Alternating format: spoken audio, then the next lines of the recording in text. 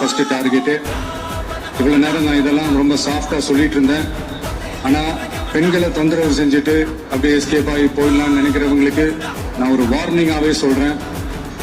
பெண்கள் பாதுகாப்பை டிஸ்டர்ப் பண்றவங்க யாரா இருந்தாலும் அது சகிச்சுக்கவே முடியாது. அவங்களுக்கான தண்டனைக்கான நடவடிக்கைகள் எல்லாமே போலீஸ் டிபார்ட்மெண்ட்ல இருந்து ரொம்ப கடுமையான ஒரு தண்டனையா இருக்கும், கடுமையான ஒரு நடவடிக்கைகளா இருக்கும்.